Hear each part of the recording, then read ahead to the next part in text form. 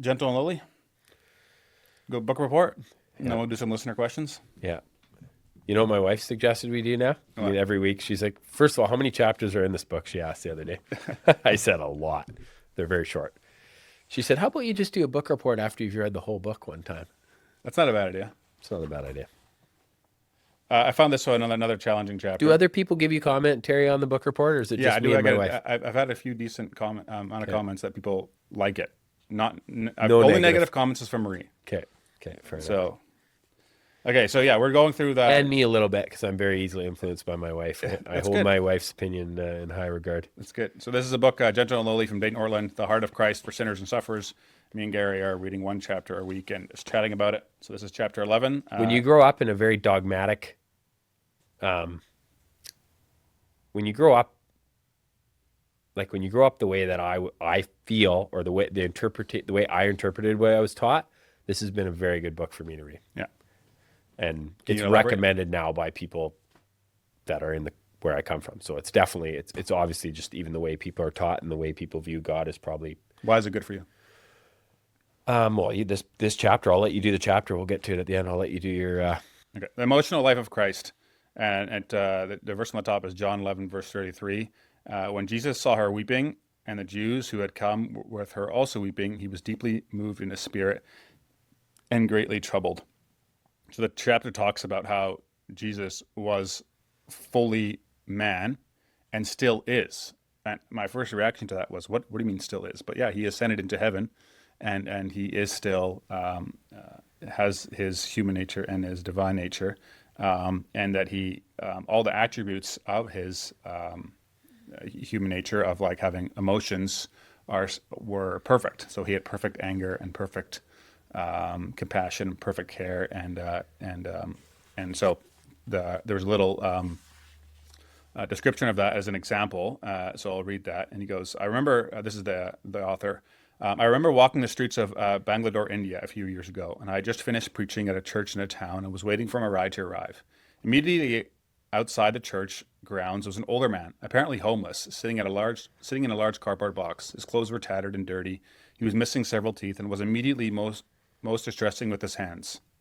Most of his fingers were partially eaten away, and it was clear that they hadn't been damaged by an injury, but had simply been eaten away over time. He was a leper. What happened in my heart in that moment? My fallen, prone to wander heart? Compassion. A little, anyway, but it was tepid compassion. The fall had ruined me, all of me, including my emotions. The fall being, or like our fall in Adam, and that we're sinful. Fallen emotions not only sinfully overreact, but they also sinfully underreact. Why was my heart so cool towards this miserable gentleman? Because I am a sinner. What does this mean for a sinless man with fully functioning emotions to lay eyes on that leper? Sin restrained my emotions of compassion. What would unrestrained emotions of compassion be like? That is what Jesus felt. Perfect, unfiltered compassion. What must they have been rising up within him? What would perfect pity look like, mediated not through a prophetic oracle as in the Old Testament, but an actual real human? And so then it goes on in the chapter to talk about how Jesus is still that same way today, and that he has real compassion on us when we're wronged and in our suffering and for our sin. I think just again, which is the purpose of this whole book, is the heart of Christ, just that we can go to him. I find the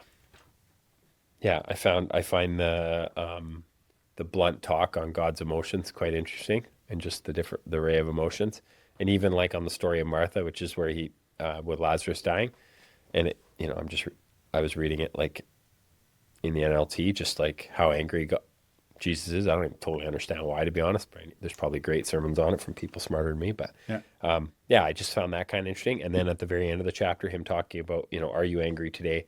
Let us not be too quick to assume our anger is sinful after all the Bible positively orders us to be angry when occasion calls for it. Psalm 4, verse 4, Ephesians 4, verse 24. And I guess the part that I find fascinating is I've always believed it's pretty much wrong to be angry. I know for sure for myself, I don't do anger well. And I don't know if it's because I used to be an alcoholic or, just had a drinking problem, or I just tend to quickly sin when I'm angry. Yeah. I don't ever allow myself to stay bitter and angry too long. And I feel like forgiveness is important. And so I don't know, I haven't done enough study on that to kind of, I'm not going to debate the Yeah. Mr. Ortland here, but I just feel like my experience with men, at least that I deal with, most are not qualified to be doing the anger thing. They're usually angry for the wrong things. Yeah. They're petty. They're not forgiving. And so, yeah, there are things that obviously do anger God and all kinds of sin. And we're That probably was interesting how he even referred to Jesus making the whip in the temple before he like chased out the merchants or whatever. And like he describes like, can you imagine Jesus like making the getting whip, it ready getting it ready? And I'm like, and not sinning. whoa, I never even Yeah, thought of that. I Like know. that's just like he was really human. Like it is really bizarre. But yeah, and I think it's a comforting thing as well. So. But you said in general, this book has been really good for you. Elaborate on that. Yeah, I just feel like I just feel like it's a deep study into the heart of Jesus, and I just feel like those types of things have never been that prevalent for me. I often read the Bible. I just read it through, hey, what is this trying to tell me? What am I supposed to be doing different? What am I supposed to be convicted about, right? And those are probably all true, Yeah. those thoughts. But way more lately, I've been convicted of just about my relationship with God, or the lack thereof at times, and why don't I have that? And and I think, yeah, I just feel like it's just been really healthy, and it's it's not like as if this guy's not God. The book may not be perfectly accurate, Yeah. but obviously it's backed up with a lot of scripture, and there's a lot of things there that I feel like have been super helpful for me in Yeah. But I find it even interesting in today's chapter how often he quotes some of the reformers that were very much respected even for me growing up and still now, like John Calvin and Jonathan Edwards and those guys. And that always gives me a little bit more, puts a little more credence to it. I think it's healthy for Even though for us to read it in that Heidelberg way. Catechism even was quoted in today's chapter. There again, this chapter I probably struggle with the most, in the sense of I feel like anger I almost equate it with sinfulness, which is obviously not true.